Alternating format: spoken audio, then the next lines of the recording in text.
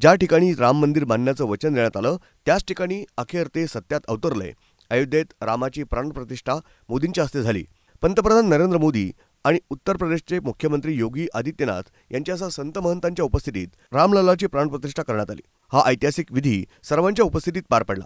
यावेळी गर्भगृहात पंतप्रधान नरेंद्र मोदी, उत्तर प्रदेशचे मुख्यमंत्री योगी आदित्यनाथ, राज्यपाल आनंदीबेन पटेल आणि राष्ट्रीय स्वयंसेवक संघाचे सरसंघचालक मोहन भागवत हे उपस्थित होते। हा विधी पूर्ण होताच पंतप्रधान नरेंद्र मोदींनी 11 दिवस केलेला उपवास महंत गोविंद गिरी यांच्या हस्ते सोडला। महंत गोविंददेव गिरी यांनी मंचावरून पंतप्रधान मोदींचं कौतुक केलं। प्राणप्रतिष्ठेपूर्वी पंतप्रधान मोदी यांनी 11 दिवस उपवास केला। मोदींनी दिवसातून फक्त 2दा नारळ पाणी घेतलं। तर या उपवासादरम्यान मोदींनी देशातील अनेक मंदिरांना भेटी देऊन तिथे पूजाही केल्याचं महंत गोविंद गिरी यांनी सांगितलंय। हे अनुष्ठान एका राजासारखं असून अशा प्रकारची पात्रता इतिहासात फक्त आणि फक्त छत्रपती शिवाजी महाराज यांच्याकडे होती असा दावा त्यांनी केला। ब्युरो रिपोर्ट, न्यूज डेस्क, महानगराची लाईफलाईन, मेट्रो न्यूज, अयोध्या।